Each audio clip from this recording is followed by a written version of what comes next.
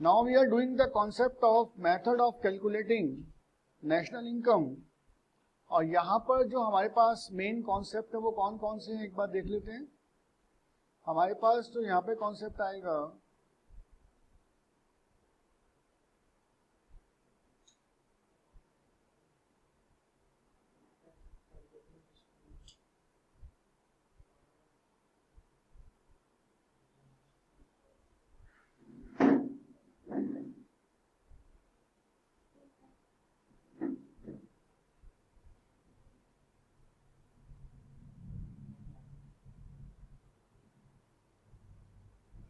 तो ऑलरेडी हम circular flow वाले चैप्टर में इस कॉन्सेप्ट को देख चुके हैं.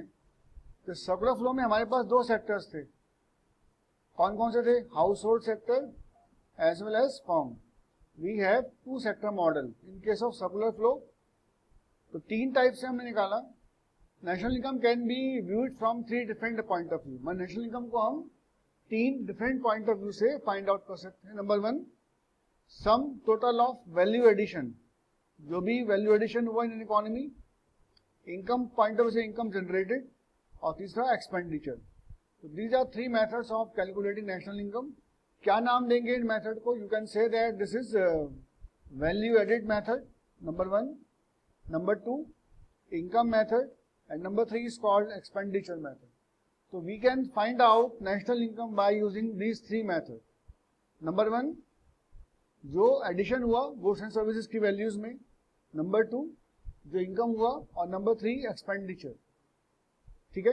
तो तीनों मेथड को हम डिटेल में डिस्कस करेंगे. How to calculate national income by using value added, income और एक्सपेंडिचर मेथड. सबसे पहले बात करते हैं वैल्यू एडेड और प्रोडक्शन मेथड, कि जो भी गुड्स एंड सर्विसेज इकोनॉमी के अंदर प्रोड्यूस किए गए. Value added method measures national income in terms of value addition by each producing units. माने जो भी आपने गुड्स एंड सर्विसेज की वैल्यू में एडिशन किया, this is called value addition और प्रोडक्ट मेथड. ठीक है. इसको हम नेट आउटपुट मेथड भी बोलते हैं. तो that method is also called net output method. Estimation of the production of contribution of all producing enterprises to production in the domestic treasury of the country during the year is equal to market value of GDP. क्या वो तो बाद में discuss कर लेंगे. Formula क्या है इस मेथड का? Value addition equals to value of output, जो हमने प्रोड्यूस किया. Output means goods and services minus intermediate consumption. तो अगर मैं वैल्यू ऑफ आउटपुट में से इंटरमीडिएट कंजम्पशन को माइनस कर दूंगा तो remaining is called value added. यानी फॉर्मूला क्या बना? वैल्यू एडेड इक्वल्स टू जो भी हमने आउटपुट प्रोड्यूस किया minus intermediate consumption like raw material. ठीक है. अगर इसको थोड़ा सा और देखें तो आउटपुट इक्वल्स टू सेल. अगर एंटायर आउटपुट आपका सेल हो जाता है then output is called sale. हाँ, value of output equals to sales plus delta stock, माने change in stock. And what is change in stock? Closing stock minus opening stock. तो अगर मैं overall देखूं तो I can say that value of output equals to sales plus delta stock. Delta stock मतलब change in stock. And what is delta stock? Closing stock minus opening stock. ठीक है. तो closing stock में से opening stock को minus कर देंगे तो remaining is called delta stock. Clear है? इस टाइप से इसको फाइंड आउट कर सकते हैं. And what is intermediate? जो हमने रॉ मटेरियल परचेज किया या जिसके ऊपर वैल्यू एडिशन किया इज कॉल्ड इंटरमीडिएट. ठीक है. Like land, labor, capital, all input other than factor input of land, labor, capital, entrepreneur. Primarily it includes raw material. We will take only raw material used in the process of production. मानिए जो आपके non factor input है वो लिए जाएंगे. What is factor input? Land, labour, capital, entrepreneur को नहीं लिया जाएगा. We will take only non factor input. आपको याद होगा जो हमने to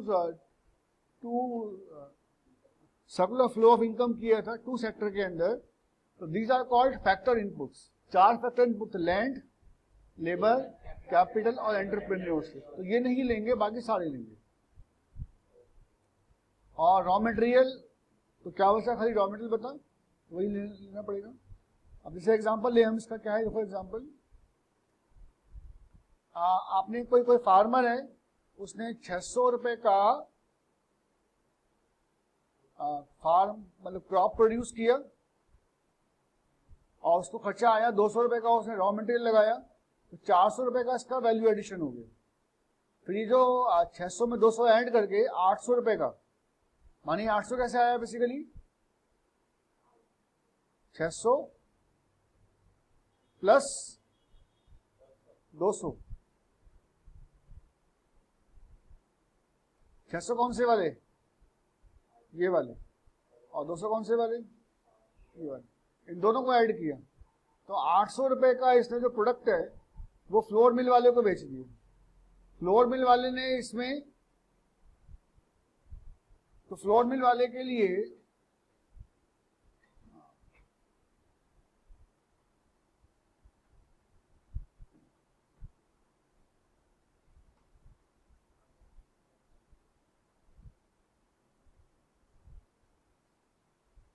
sold by farmer for ₹600. तो 600 रुपए का फार्मर ने फ्लोर मिल वाले को बेचा. 600 रुपए का माल फार्मर ने फ्लोर मिल वाले को बेचा और फार्मर की जो कॉस्ट आई थी वो 200 रुपए आई थी. तो कितना किया उसने वैल्यू एडिशन? 400. कैसे आया? 600 माइनस 200. फिर फ्लोर मिल वाले ने उसको 800 रुपए का सेल किया. तो 600 का उसका परचेजिंग था फ्लोर मिल वाले का, फिर सेल किया 800 का. तो कितना एडिशन किया उसने? 200. कैसे आया 200? 800 माइनस 600. उसके बाद 800 रुपए का परचेस किया किसने? बेकरी वाले ने. उसको 1000 रुपए का बेचा तो 1000 माइनस 800, 200 हो गया आपका value addition from the point of view bakers. Shopkeeper ने इसको 1000 रुपए का खरीद कर 1200 रुपए का बेचा, 200 का ये हो गया. तो this is called total value addition. और ये सारा क्या है? 2600 रुपए क्या है हमारा? Intermediate consumption as an economy. और ये क्या है हमारा? Value of output. तो ओवरऑल अगर हम देखें तो 3600 में से अगर मैं माइनस कर दूं क्या 2600 रुपए, तो remaining is called 1000. This is your value addition. तो वैल्यू कितना है आपका एडिशन? 2600 रुपए, 1000 रुपए. तो आउटपुट में से माइनस कर दिया intermediate consumption, remaining is called value addition. कोई डाउट है बेटा इसमें? इसके बाद नेक्स्ट पॉइंट देखते हैं इसके अंदर.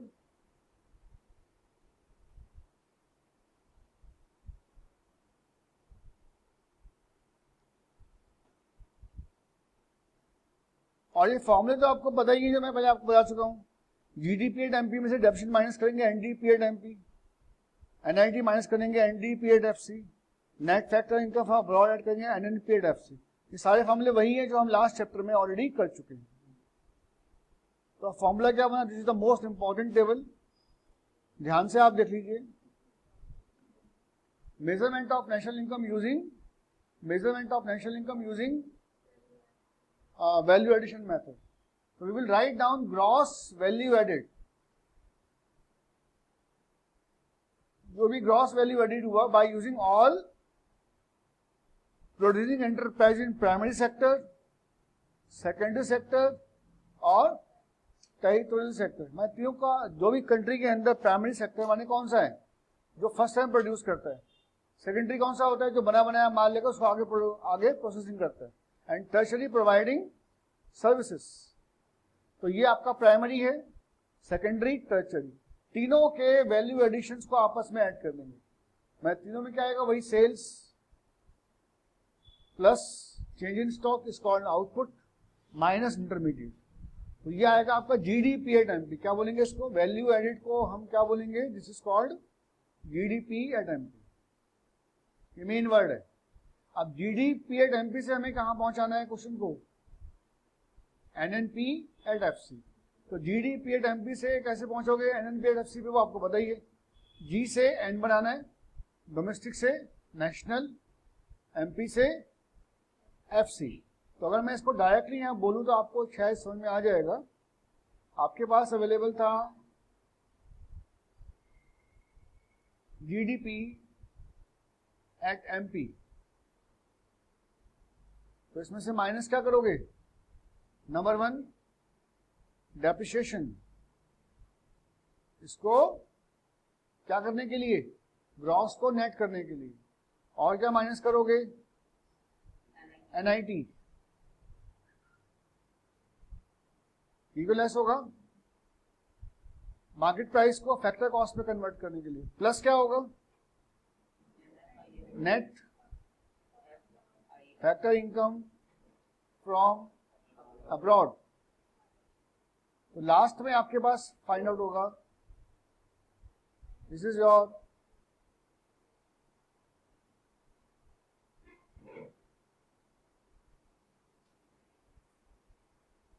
NNP at F. ठीक है, तो ये तीनों का आपका मेन कॉन्सेप्ट है। तीनों को एडजस्ट करके हम आसानी से इसका एनएनपी एट एफ फाइंड कर सकते हैं। ये तीनों फॉर्मूले वही हैं जो हमने लास्ट चैप्टर में किए थे। कोई नहीं, तो मेन जो खाली है वैल्यू एडिशन मेथड में क्या है कि how to calculate GDP at MP. GDP at MP एक बार निकाल लिया, उसके बाद तो सारे स्टेप्स पता ही हैं आपको कि कैसे हम उन सबको फाइंड आउट करेंगे। तो कैसे निकालेंगे? Addition in primary plus secondary plus tertiary. ठीक है, तो तीनों को ऐड करके we can find out GDP at MP. कुछ बातें हैं जो बहुत इंपॉर्टेंट है और आपके एमसीक्यू क्वेश्चंस के पॉइंट ऑफ व्यू से these are most important. Sale and purchase of second hand goods is not to be taken. अगर आप सेकेंड हैंड गुड्स ऑलरेडी बने हुए हैं उनको आप बेचोगे या खरीदोगे तो वो वैल्यू एडिशन में काउंट नहीं होंगे, because second hand goods is already accounted for during the year when they are produced. जब प्रोड्यूस करके उनको बेचा गया तो ऑलरेडी नेशनल इनकम अकाउंटिंग में शामिल हो चुके थे। अब तो आपने कंज्यूम कर लिया था, कंज्यूम करने के बाद आप उसको बेच रहे हैं, तो ये second hand goods are not the part of value addition. तो नेशनल इनकम में सेकेंड हैंड गुड्स को काउंट नहीं करते। We will not taken second hand goods in national income. Commission earned on account of sale and purchase of second goods also is included. अगर आपने माल को second goods को बेचा है and you are giving any commission, या आपने कमाया है कमीशन, तो वो इनकम है। It is a income from tertiary sector. Servicing provide कर रहे हैं आप, सेल परचेज में किसी की हेल्प कर रहे हैं, तो सर्विसिंग पॉइंट ऑफ व्यू से commission earned are to be included in estimation of national income. ठीक है, कमीशन जब मैं लेता हूं या देता हूं तो ये किसका पार्ट मानेंगे? Servicing sector. मैंने सर्विस प्रोवाइड की, बदले मुझे उसका कमीशन मिला, तो it's a part of your service sector. Own account production of goods and services taken into account while estimating. अगर मैंने खुद माल बनाया है, ओन अकाउंट प्रोडक्शन है। Car used by the car producers for transporting their employees is taken on because these goods are like those goods for the market. They are simply not sold owing to their need by the producer. माने producer ने अपना बनाया हुआ माल खुद use कर लिया, market में नहीं बेचा, तो इसका मतलब ये नहीं है कि वो नेशनल इनकम में शामिल नहीं होगा। कार ओनर ने, कार मैन्युफैक्चरर ने अपनी कार जो बनाई थी वो अपने एम्प्लॉइज के लिए खुद यूज करना शुरू कर दिया। आपने मोबाइल शॉप से अपना एक मोबाइल अपने पर्सनल यूज के लिए विड्रॉल कर लिया, तो क्या वो सेल नहीं है? Yes, this is equivalent to sale. तो ओन अकाउंट अगर हम यूज करते हैं प्रोडक्ट को, बना हुआ प्रोडक्ट, तो वो सेल की तरह माना जाएगा और नेशनल इनकम में शामिल होगा। imputed value of production of for self consumption is taken into account.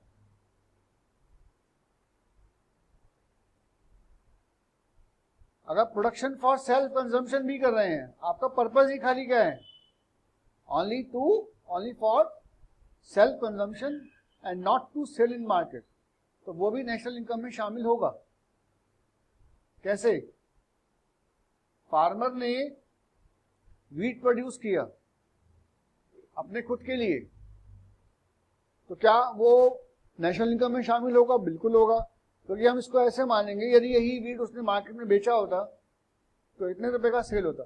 माने तीनों लॉजिक, अगर मैं दोनों लॉजिक को मैच करूं आपस में, थर्ड एंड फोर्थ पॉइंट को, तो सिंपल सा मतलब है कि आपका कुछ रेडी टू यूज है, आपने उसको ना बेचकर खुद कंज्यूम कर लिया, यदि मैं उसको खुद कंज्यूम करूंगा तो वो भी नेशनल इनकम का पार्ट माना जाए। It's a part of your national income.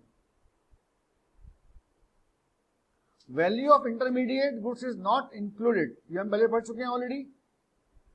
We will take only final goods and services, not intermediate goods. Imputed rent on the owner's occupied house is to be taken into account, because all houses have rental value, no matter these are self-occupied or rented. आप अपने मकान में रहते हैं या आपने मकान किराए पर नहीं दिए, तो किराए पर अगर देते तो जो रेंट आता है वो, this is called imputed rent. तो imputed rent is also the part of your national income. ये बहुत इंपॉर्टेंट है, क्योंकि एमसीक्यू क्वेश्चंस में और लॉन्ग क्वेश्चंस में कहीं भी ये पॉइंट आ जाते हैं। Services for self consumption is not taken. मैंने आपको ऊपर बताया है, तो गुड्स प्रोड्यूस किए हैं फॉर सेल्फ कंजम्पशन वो आएगा, लेकिन सर्विसेज नहीं आएगा। It is difficult to estimate their market value, like example service of house wifes, तो services are not to be taken for calculating national income, तो सर्विस को नहीं लेंगे, लेकिन जो गुड्स प्रोड्यूस हुए हैं वो नेशनल इनकम का पार्ट माना जाए।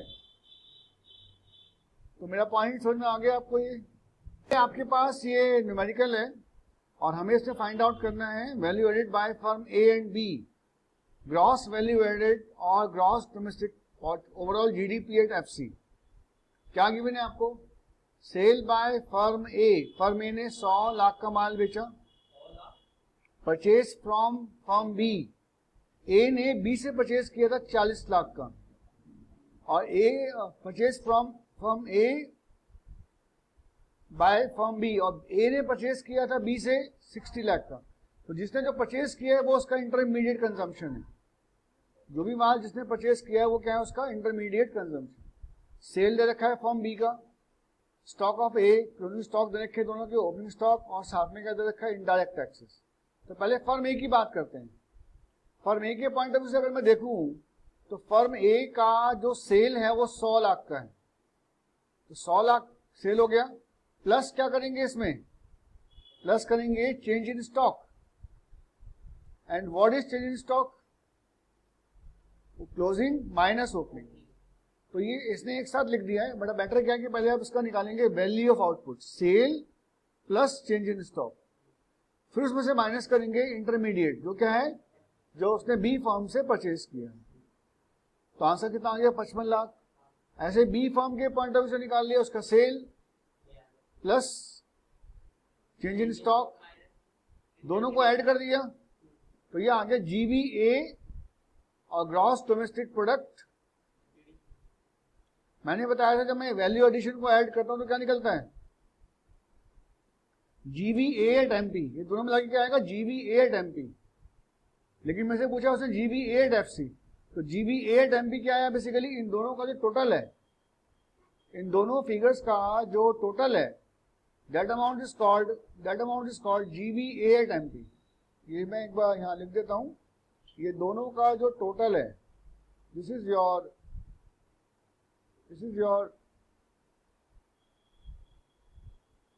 एक मिनट, इन दोनों का जो टोटल है,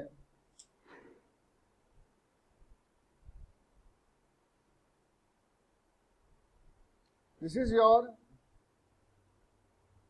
GVA एट MP, और अगर मुझे निकालना है जीडीपी या जीडीपी एट एफसी, तो मैं क्या करूंगा, जीवीए एट एमपी में से माइनस कर दूंगा नेट इनडायरेक्ट टैक्सेस, तो क्या निकल जाएगा, जीवीए एट एफसी। तो ये जो अमाउंट यहाँ लेस कर रखा है 30 लाख का, ये बेसिकली क्या है, this is my net indirect taxes, जो मुझे क्वेश्चन में गिवन था, है ना, ये मुझे क्वेश्चन में गिवन था, इसकी हेल्प से मैं उसको आसानी से फाइंड आउट कर सकता हूं। समझ में आ गया बेटा पॉइंट ये। एक और देखते हैं, gross value added at market price निकालना है और नेशनल इनकम निकालना है। And what is national income, NNP at FC. तो पहले तो जीवीए एट एमपी की बात कर लेते हैं। आपको प्राइमरी, सेकेंडरी और टर्शरी सेक्टर का आउटपुट गिवन है, इंटरमीडिएट गिवन है आपको तीनों का, और क्या गिवन है साथ में आपको, और आपको गिवन है indirect taxes paid by all sectors, consumption माने depreciation, factor income received by the non resident, factor income paid to. तो फिफ्थ और सिक्स्थ का डिफरेंस क्या आएगा, net factor income from abroad, और इनडायरेक्ट टैक्सेस में सब्सिडीज को माइनस करेंगे तो नेट इनडायरेक्ट टैक्सेस। ठीक है, तो वन बाय वन स्टेप्स लेते हैं। पहले क्या करेंगे, तीनों के आउटपुट में से इंटरमीडिएट को माइनस करेंगे। तो 3 सेक्टर का आउटपुट प्लस किया, तीनों का इंटरमीडिएट माइनस किया, this is called GVA eight MP. और नेशनल इनकम के लिए क्या करेंगे, अब जीवीए और जीडीपी एक ही बात होती है, consumption of fix capital less होगा, indirect taxes, net indirect taxes less होगा। तो नेट के लिए क्या किया, minus indirect taxes plus subsidies, factor income, net factor income from abroad add करना पड़ेगा। तो factor income earned by resident from rest of the world minus factor income paid to non resident. तो सारा add less करके this is your national income. नाम क्या है, इसको दूसरा वर्ड क्या यूज करते हैं नेशनल इनकम के लिए, what is national income, national income is sale NNP, NNP at FC. तो NNP at FC is of your national income. समझ में आया बेटा आपको पॉइंट ये।